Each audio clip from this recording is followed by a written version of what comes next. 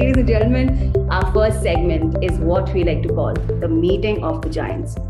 So let's know more about our first speaker. All right. So when I was reading our first speaker's bio, a couple of things struck me, especially his About Me section, which just reads one line. Specialities include general management, product management, growth, high tech product strategy, which is in sharp contrast to the many lines that CXOs write about themselves. That clearly means he's a straight shooter, no messing around, straight to the point kind of man. And that is exactly why he is a CEO of Airtel Digital and the Chief Product Officer at Airtel. Let's give it up for Mr. Adarsh Nair. Thank you for having me. Mr. Nair, what a pleasure to have you with us. Thank you so much for gracing our session. So, ladies and gentlemen, and Mr. Nair, I want to take you back in time when I was reading Mr. Nair's bio. And Mr. Nair, let me tell you, I have never felt so sorry for myself. Trust me, never felt so sorry. Mr. Nair is an alum of BITS Pilani, University of Florida, and the Wharton School. For our non-Indian members, which are many out here, BITS Pilani is one of India's finest engineering colleges. Mr. Nair, our first question: why so perfect? Why so? Oh, why it is far from perfect. You know, it's so funny when you talk about BITS Pilani. I don't think I really even applied to that school. My dad did. So I ended up going over there because my dad was perfect. So nothing about my career is perfect. It's been a good journey. I've always focused on learning and straight shooting, as you called out. So that's what took me to the places I did. Nair, I mean, you casually just happened to enter BITS Pilani and you got it, and all of us were struggling to get there, despite years of training for it. All right, Mr. Nair, I mean, we have to seize this opportunity, right? What is the best advice you have received from each of your pristine universities? So BITS Pilani was, great question. BITS Pilani, never forget to have fun. So we can go to the backstories another day, but never forget to have fun. I think at Wharton, it was at the initiation ceremony. I think what I heard was, without spin, you're not going to really succeed in life. I don't know whether if I believe it or not, but I have learned that marketing and spin is a very important part of business, which is why Moengage is so critical. These are, I think, the two big lessons from those two universities. Fantastic, Mr. Nair. Trust me, I was making notes from the get-go. I didn't even miss the semicolon of what you just said. Fantastic. Thank you so very much, Mr. Nair. Please stay with us a little longer. We've got Mr. Doda. Ladies and gentlemen, our next speaker, as you can see on your screen, is a leader who's passionate about only two things in life. Only two. The first is leading and second is winning. He's people-driven, people-focused, and teamwork passionate, and he truly believes all you superstars present here today are not just assets, but treasures of Moengage. From starting off as a software engineer to now being the CEO of Moengage, a living embodiment that dreams do come to reality. Let's give it up for Mr. Ravi Teja Doda, the CEO of Moengage. Mr. Doda, what a pleasure to have you. How are you feeling? I'm feeling great, Nikita. I always feel great when we have customers on calls or meetings. So that's great. And thanks for all the kind words. I mean, both of you are super duper modest. If I was in your position, I'd be like, yes, keep saying. Mr. Doda, so you are the winner of Forbes 30 Under 30 Enterprise Tech Asia and the winner of Business World's Disrupt 40 Under 40. Firstly, do you see where we're heading with this? I mean, probably 50 under 50.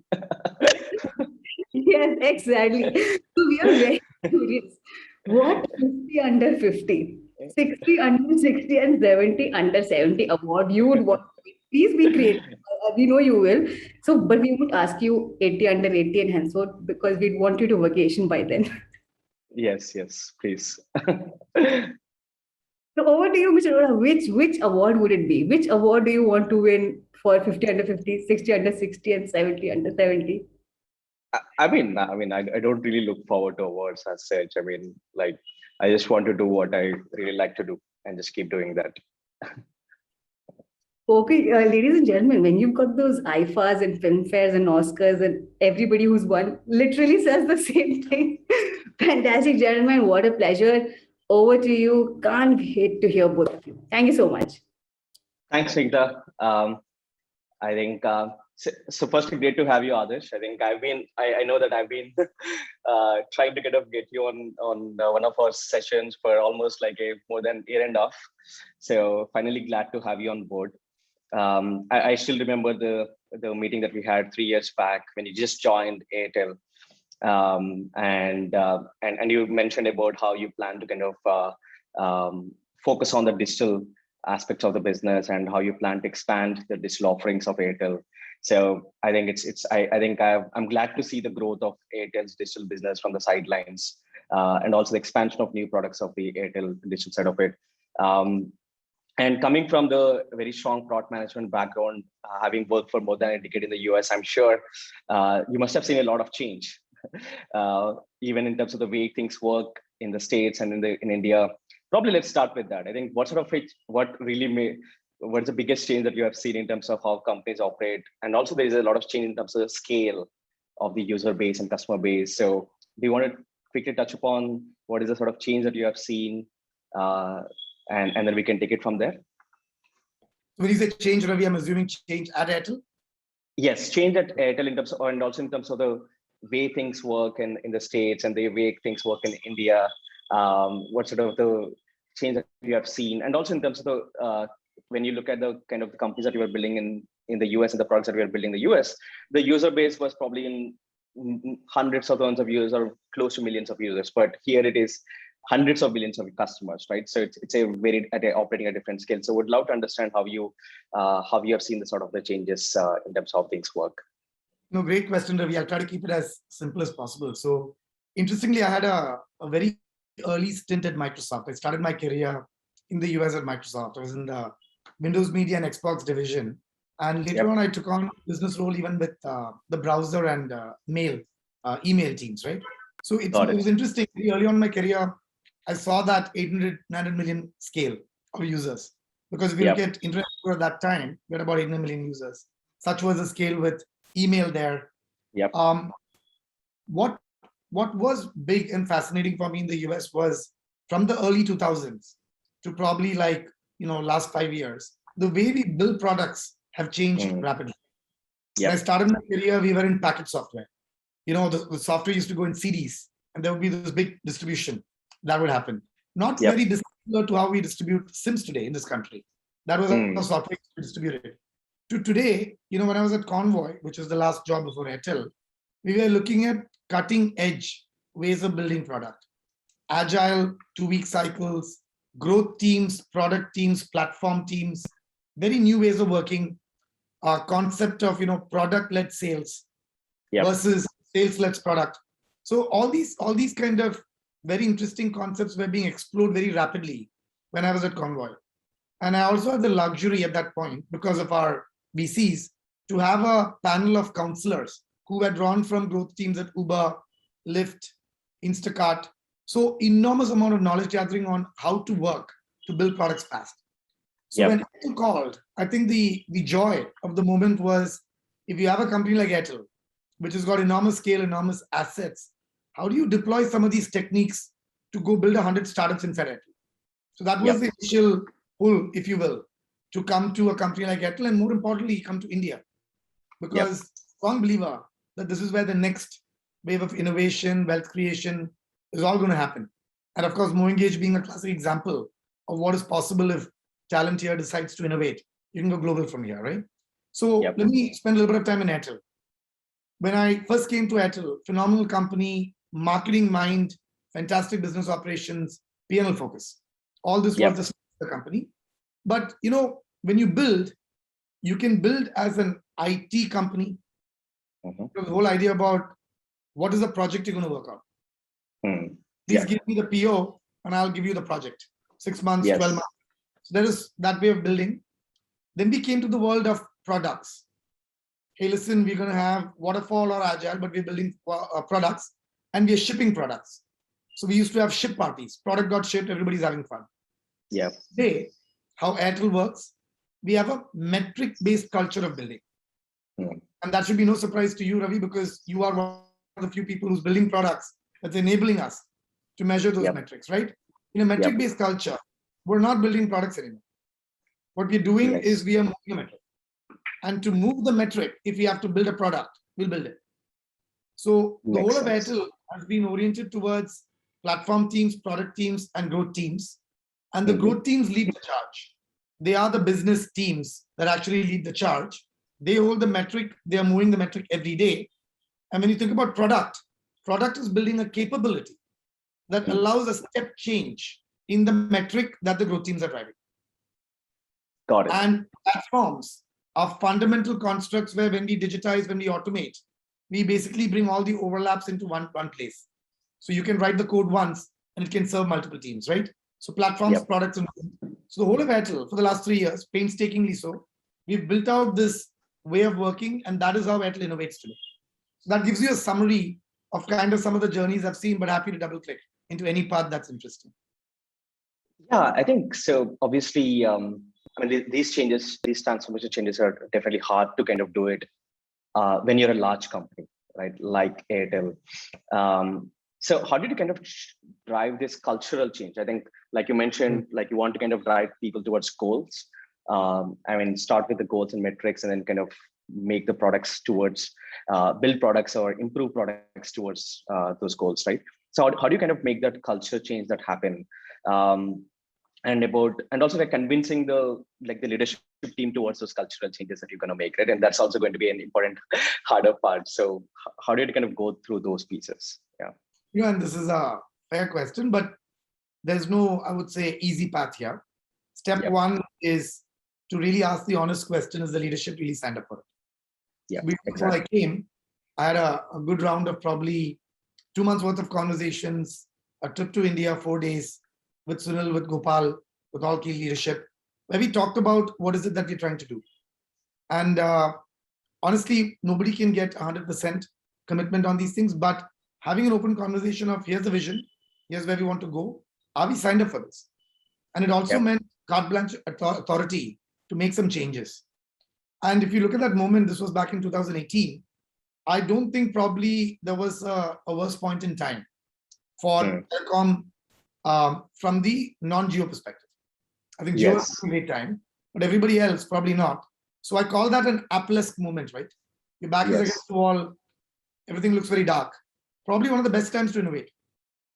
So you come in and say, are we ready to change? Sorry, Ravi, you were saying something? No, exactly. That's a tough time, like you said, to really make a change happen at that point of time, right? So my experience says, if you really want to transform, you probably want to pick those moments. So that moment worked out right. The culture of the company, see, Airtel was always an innovative company. It probably did not do product innovation, but it was very innovative from marketing. It was very innovative from business. It was very innovative from culture. The operation structure of Airtel, since I've come here and learned, it's one of the most fascinating organizations, even for somebody like me. I'm learning a lot from how you can operate at the scale, using people, using processes. So that already happened, that already existed. The real question was, from a top-down hierarchical company, can you really be a decentralized tech shop? Exactly. And that meant an inverse culture. So we had all these open conversations, got commitment directionally saying we're going to go do it, which is when I came. We set out a vision, which I'm happy to walk you through. And since that day, what I've seen is resilience in the leadership to honor that commitment. We were clear right from Sunil all the way down that we are going to be a tech company who's a telco. So we're not going to be afraid of our roots. We're a telco, but we're going to be a tech company whose roots is a telco. And what's happened since then, Ravi, has been a fascinating story. My first 1 year, the entire team, we focused on the telco. Acquisition went from 0% online to 40% online. Payments went from 15% to 60% online. Our entire workforce, 100,000 people who's on the field, is today on a workforce management app. Funny stories, right? The first time we put workforce management on our installation team, we found out was there's a gentleman who's doing 2 jobs at the same time. Yeah, exactly. 2 roles, it's physically impossible to do, but our tech systems are telling us that they were logged in twice. So we caught a lot of redundancies, caught a lot of challenging situations. We cleaned it up, basically enabling efficiency. And therefore, if you look at the people of Airtel, you can see how efficiently we are deploying our networks now. It's all because of these tech transformation that's happening inside Airtel. So that was job 1. Job 2, we platformatized Airtel. Every business DTH, broadband, mobility, B2B, they all have their own pay stacks. Why? Centralize the pay stacks, make it a platform. Data, different places in the company. Centralized data, one central data platform. Distribution. Each business has its own distribution. Centralized distribution, make it omni-channel. All these are in play at Airtel today. So we got these platforms. Then comes the fun part. If you've got these platforms, why not an ecosystem strategy? Build any product that is sitting at the edge of the platforms and only build those products. So out came Airtel Ads. Distribution and data, you bring it together. Small SaaS layer on top, ads. Then we did Airtel IQ, which is nothing but a Twilio compete. So it is a SaaS layer on top of our network APIs, right? So that became the second business. We already have a thriving entertainment business, which we are pushing. So all new businesses that are coming at the edge of the strengths that we already have. So if you look at Airtel, it's the core, which is highly tech savvy right now. We got platforms, and then we got these new businesses. And this is the way we're using the ecosystem strategy to scale it. Got it. I think I think you covered some of my next questions as well in one single one. So that's great. And also, like generally for probably for others also, it would be good to know, like how are these digital products, right? Which you have like your entertainment businesses and your other businesses. How are they helping Airtel as a telco? Is it more around like stickiness, ARPUs, or even customer experience? Because obviously there's a lot more self-care experience that enables through this product. So what are the things, how are you looking at these in terms of how are these impacting your broader goals of Airtel as a company? So, this again is a very interesting journey. So I think when we started, Airtel, and I would be very honest with you, because if you look at a company like Jio, there were many things that they were doing, very innovative stuff that they were doing. So for a second, I think Airtel also thought about it and said, yeah, we need content to make telecom better. So we started then bundling content for free with telecom. You know, much later today, when we step back and think about this, the only way to make telecom better is to make telecom better. So today our focus is not to get content to make telecom better. Our focus is how do we take our customer experience to the next level. Now today I cannot sit in front of you and say, wow, we've done it. But I swear in the last 3 years, we've dropped our complaints by 60%. 60% passion complaints. Why? Multiple reasons. We are digitizing a lot of the way we install. We are now centralizing our customer data so we understand if a customer has multiple products, we need to treat them together. We can't have different people call them about different experiences. Today, we've got a black program where if you call in 60 seconds, there will be an advisor who will pick up. And they are sitting with a one service portal that actually has the full information about the customer. So the customer does not have to go in loops to go figure this out. Now, this is only for the black series right now. We want to really democratize this and bring this to everybody in it. That will take us time. We have a speech analytics group that is monitoring every single agent. If an agent is getting angry, there's a signal that goes to a manager saying, you got to train this agent. Customers are always right. We got to deal with them in a respectable fashion. So all these things are being deployed inside Airtel's customer experience. And we want to use that as one way of improving our telecom services. The next would be investing in spectrum, more coverage, better quality coverage. So that is the way of the future for Airtel. We're going to double down on the core, make it better. But then what's the story about content? What's the story about all these ancillary businesses we are building? Well, it's simple. We do believe we should first build that business ground up. Can it stand alone and be a business? If yes, Airtel can be a customer who bought that package and gave it to their customers for free. So when we build content today, content is a standalone business.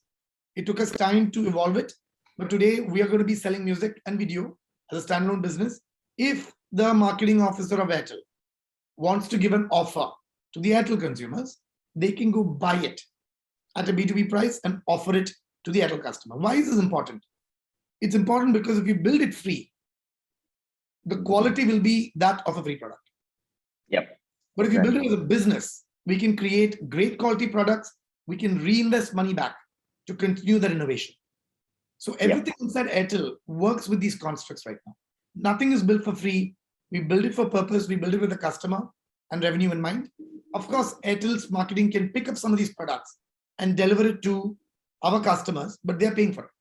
So that's the way we've orchestrated all builds inside Airtel. Everything is behind a metric. If the metric is moving north, we invest in that business. If it's not, we shut it down. Makes sense, Adarsh. And by the way, yeah, so one thing I would like to add that, I mean, I've always seen the best service from Airtel. I think because of the digitalization that you mentioned, even from the field service perspective, I think that's probably one of the biggest reasons. And how did the kind of, I mean, the pandemic over the last 12 to 18 months how did it impact Airtel business?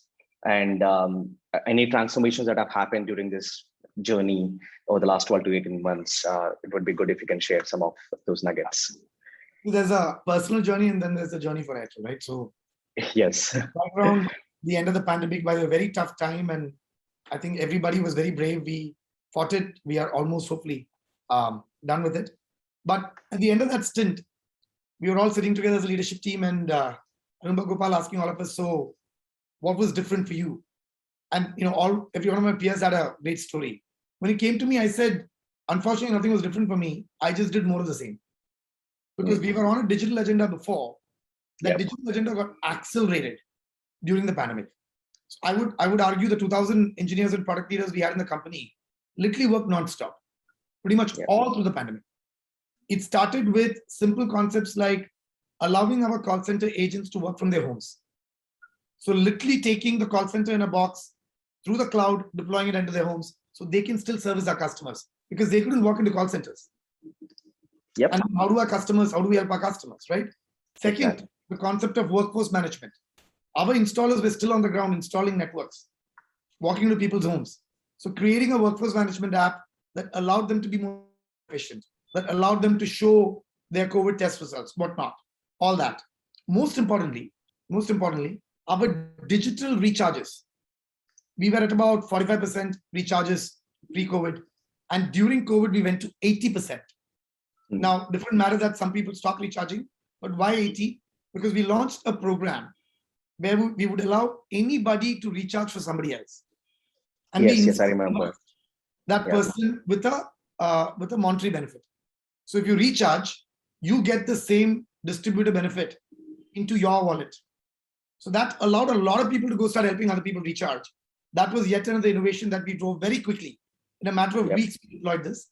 So these were all things we did with a singular focus of our customer should not be hurt. Definitely. Recharges, all of that stuff, right? Yeah, I've seen multiple things on the Airtel Thanks. I mean, like I think the insurance products and various products that have actually come up during the time period. Yeah. So I would say pandemic was a big acceleration on digital, like what most of the rest of the world found. We thought of it as an opportunity to really double down and accelerate the vision we had. So our omni-channel distribution went on fire because what ended up happening was everybody was asking for a contactless way of receiving our products. So we digitized our entire distribution channels, whether it is app, call center, store, everything got connected in a very interesting way, which we are now, of course, refining and platformatizing. So that gives you a sense of the story inside Airtel. But everybody inside Airtel, very proud. We felt it was a service that we could do for the nation. So the spirits were very high. And technology was the heart of it all. Got it. And like we do have a good number of marketing managers, product managers on this call today. What are any advice that you would want to kind of give it to them to kind of drive the growth goals for their companies? Let's say you can start with the product managers and then you can start about marketing managers. Like, would it be good to kind of for them to kind of learn from you? Absolutely. So guys, for the product managers here, the thing I always say is just always be clear on what is it that you're going after. And here we call it a metric. And metric setting is a serious skill. People underestimate the power of a metric, right? You say, metric, okay, I can put a metric tomorrow and I can go after it, right? Imagine the cost of setting the wrong metric. Yep. You have entire organization aligned, moving in a particular direction. And if your North Star is wrong, the cost is super heavy. So for those of you in the room who are in product and who gets to set metrics, I would argue, take it up very seriously. The whole organization's lifeline is behind you. Those of you who doesn't get a chance to set metrics, make sure you know why a certain metric was set. And if your organization does not have a culture of answering the questions you asked, it's probably time for you to think about joining a different organization. Because for product managers, without having the metric and that focus, your entire direction, it's almost like a ship without a rudder. Yep. So you can do a lot of activity, but nothing real comes out of it. So that would be my first advice to you. Second, courage. As product managers, your number one job is to make sure your stakeholders know what they're signing up for. No points for saying yes. And I see that even at it. Like just today morning, there was a meeting today where there was a product manager, when pushed, said okay. And I was just sitting and listening to this and I said, stop. Why did you say okay? And then there was no answer. It was just trying to get out of the meeting, right? No, Put your foot down. And if you know the answer is not okay, you say it's not okay. And that's all right. As product, this is our job. And if you don't do this well, a whole series of stakeholders who think something is going to happen, they'll all be let down. And that's a huge build trust issue, right? So a lot of things to be talked about, but if it's a couple of things, I would pinpoint these two. And if you get this right, all the skills you develop will be coming to market in a great way. So I would say that's for product. Yep. For marketers, Ravi, my biggest advice would be the world of marketing is changing drastically. So we today have a very thriving growth team at Airtel. We also have a marketing team at Airtel. And one of the conversations now we're having is actually that should be one team. Because new age marketing is all about having that empathy, having that EQ. So you understand customers, you talk to customers, you got feet on the ground, packaged well with data being the at scale way by which you make decisions. It's never one or the other. And that's a mistake people make. People trend too much towards data. Others go too much about, I was walking on the road and did you know what this taxi driver told me? Good story, but validate that with the data. So combining these two is the future of marketing, right? So that would be my advice. If you're skilled in one, definitely reskill in the other and bring it together. Definitely, Adarsh. I think you have actually set the context for our today's session. Is like as a marketer, you need to be data driven and also have an empathy towards your customers. I think it makes a lot of sense. And audience, please feel free to ask any questions that you have. I'll keep taking up those as we see. So there's an interesting question I can take up from the audience. Do you see the Indian telco ecosystem consolidating to just one or two players in the near future? I think there's probably an industry-wide question that's happening right now, but if you want to answer. The question is not will it, the question is it is. The reality is in front of us, right? So the thing to remember is 10, 11 players came down to 4, BSNL, Vodafone, Vodafone Idea, Bharti Airtel and Jio. And today, it is what it is, but 2 of those players are stressed. So which means what is left is 2 players who are holding steady. What I'm excited about is that without innovation, the telcos don't survive in India. And that is such an awesome statement to make, because I've always believed if the telcos decide to innovate, there is very few companies who can stop them. The reality is it's hard for telcos to innovate. You take the example of a very large company, I'm not naming them, their profit is $45 billion in a year. When you have $45 billion every year, I don't think you're thinking very hard about how to make more money. And that is the problem. But if you have no profits for 3 years, imagine the power, the hunger that comes in. So we have this hunger in the Indian ecosystem. Therefore, I think the telcos are rising. They are no longer telcos, but they're tech companies. They're moving in that direction. Fascinating. What does Airtel believe? We do believe we need a bit more competition. We do believe a 4, 5-player market is not a bad idea. 3-player market would be wonderful. 2-player market is tough. Very little choice for the consumers. So we believe choice helps. So that's our belief system, but the reality is going to play out in the next few quarters. And it's been very good and kind from the government side that there is a good package now for the telecom companies, which will always help. But I don't think it's enough to structurally change the situation on the ground. So we'll see what happens. Got it. Makes sense. So one question from my end is also about, like, if you look at about modernization, digitization, and there's a lot of buzz around machine learning and artificial intelligence, right? Are there any avenues of investments that you guys have already made leveraging AI and machine learning in the products that are being built at Airtel? Yes. By the way, we just probably a couple of months ago we published a little article about some of these things we are investing in. So data now is at the heart of how Airtel builds. Yep. And I don't think we're done yet. Data, as you all know, is a multi-year journey. But today I'll tell you a few things we are doing. So it gives you some color. Take our networks, for example. Our network deployment used to be done in Excel and charts by people on the ground. Today, we use satellite images, vision computing to identify density, overlay population data on top of that, and then decide where to put the tower. So if you look at just network, which is, by the way, 24,000 crores of our capex. So it's a very critical thing that we use data and intelligence to go deploy 24,000 crores. So fantastic use of our time.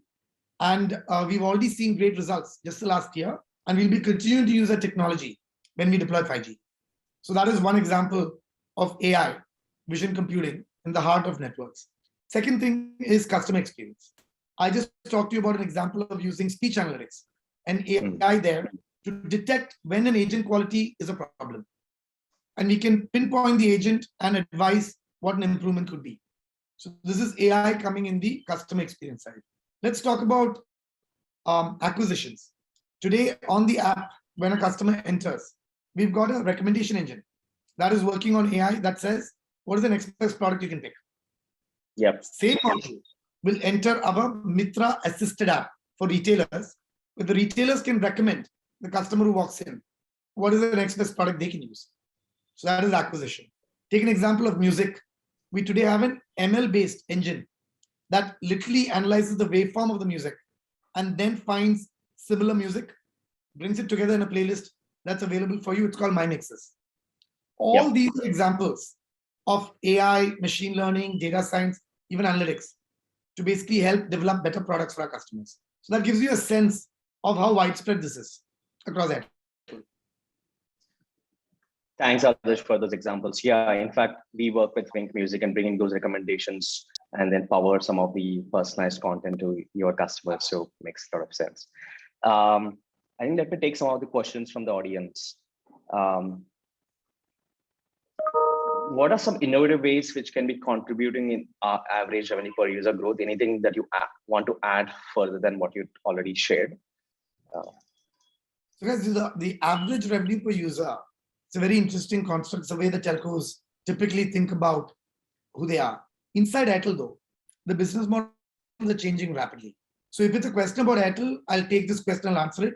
But is the question more broader to say, how do you generally increase ARPU? I want to make sure I understand the question. So which one do you want me to answer? I think let's take the broader question. Because that can be useful for the audience, for their own businesses as well. Yeah. So if you take the broader structure, see, anytime you think about how do you increase your monetization, the first question is, what is the asset you really have? And that's very critical. If you don't have an asset, then how do you develop on it, right? So let's say, taking an example here, let's say you have a captive audience. I'm assuming that your business has that, right? Our business definitely has that. So the first thing we do is over deliver on the promise of your primary value add to them. In this case, it's telco. So I would say 60-70% of my resources is on that singular focus of saying, what you buy from us, we want to deliver with excellence. And that's a journey that's going to continue for years. If you can do that, the next big thing that you do is there a service that is at your adjacency that you can deliver on the same pipe that you're delivering your current product on? And why am I saying it this way? Of course, you can go build a completely new product, but the capex, the opex, the investments required are fundamentally different when you think like that. So if you have a lot of money, then forget what I said. You can go do what you want. But if you are constrained monetarily, then what I'm saying matters. So take your asset, deliver a fantastic service. Now look at your adjacency. And why this is important for Airtel, for example, on our consumer side, we've got a pipe on which we sell them SIMs. On that same pipe, as they are buying the recharge, I can put an insurance product. I can put a phone insurance product, highly relevant to that SIM recharge. I'll get an incremental ARPU of 80 rupees on that customer. when they buy it. So the thought process should be asset, captive audience, adjacency, bring it together, you will get your incremental ARPU. We at Airtel have been devising very careful strategies on how to increase ARPU on these lines. Many of them. Now, I'm going to give an alternate example. Airtel also has one of the largest B2B divisions in India. It's a $2 to $3 billion unit, right? There, we're applying the same strategy. I have a pipe by which 2,000 enterprises are buying my connectivity products. Well, if you're buying my connectivity products, would you want to buy my SaaS product like Airtel IQ, which value adds on top of the connectivity? This becomes a very interesting innovation for us to drive, increasing my ARPU or ARPA in the case of this particular business. So the same strategy can actually be applied in any of the places where there's an asset that is valid. I saw land and expand. Absolutely, that's one way to think about it. I just kind of broke it down into some of the levers. So no, I think this is simple way of doing it. Yeah, I think you have put it very well, Adarsh. I think we are in the last few minutes. I'll just take one last question.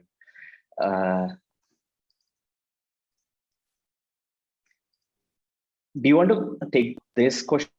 Like, what are few metrics for product-led growth that you track at Airtel? Probably, if you want to take any of the products, like Let's Music or Airtel Thanks, if you want to share. I mean, anything that you are comfortable sharing, please feel free to. So, I mean, I can pick one, but it's a little funny story. When I first came to Airtel, we have a 3+1 KPI system. 3 KPIs are must do, and then 1 KPI, which is your extra. So the ecosystem of Airtel, just to give you a sense for it, we have an acquisition division, omni-channel. We have an experience division, omni-channel. We have assisted experiences. We have pay platforms, data platforms.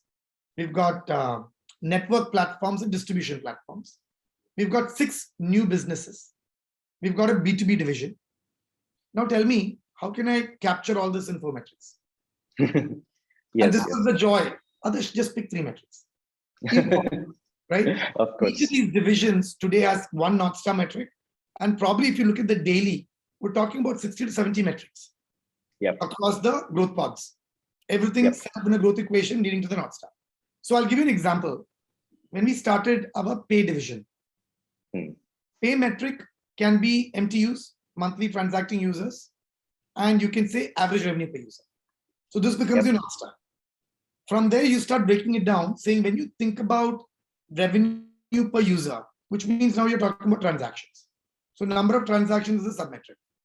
Within transactions, we have an attempt rate, which is a star. So we have the top of the funnel, then we've got attempt rate, then we've got click-through on the conversion, then we've got actual transactions that are completed, failure rate, success rate, etc. This entire funnel comes out on that one growth equation. And like that, we break down every part of that growth metric, that growth equation, into submetrics. So the pay team at any point in time is probably looking at 50, 60 metrics. But it all starts with these 2 North Stars, and then you come down. Like that, imagine Airtel. So that's the way we set it up, and we take metric setting as a very critical job before we start any big landmark project within Airtel. Makes sense, Adarsh. I think I would love to kind of do this for longer, but I think we are on, we're already on time. So with that, I mean, do you have one last thing that you want to share with the broader team, with the broader people who join? I will just repeat what I started with. Never forget to have fun in between all of this. Because if it's not fun, nothing is worth it. So we always make sure we party hard and we work hard. So remember that, as long as you're doing that, it's going to be a fantastic career. Thanks, Adarsh. That's a great advice, I think, for all of us. I think thanks for having, thanks for coming on board today and really sharing all the insightful learnings over the last 3-year journey at Airtel. So I think look forward to having you again sometime in future. So Ravi, thank you so much. It's been a great session. The audience has been wonderful. And, congratulations to your success. And of course, Airtel always will be your, hopefully your favorite customer as you see your progress of moving it. So thank you for having me. Thanks, Adarsh. We have been working with Airtel for 6 years now. So it's been a great partnership. Thank you. Bye, everybody. Bye. So very much, Mr. Adarsh and Mr. Lodha. Mr. Nair, before you leave, of course, like I always like to say that I represent the audience, and I'm sure this resonates with everyone. Mr. Nair, you uplifted and transcended this session from Mo Engage Next Edition to one of the best TED Talks we've ever heard. I'm not even a product manager, and you have motivated me to set right the metrics of any organization that lets me lets me do it for them. Gentlemen, from what we've heard so far, right, both of you sound like leaders who truly believe without data, you're just another person with an opinion. Many live by the line, in God we trust, but not the two of you. Your motto sounds like in data we trust. What a session that was. Absolutely amazing. What a pleasure to have you with us, Mr. Nair and Mr. Jodha. Thank you so very much. Thank you. Thanks a ton, Nikita. Bye, Ravi. Thanks, audience. Bye. Thanks, Adarsh.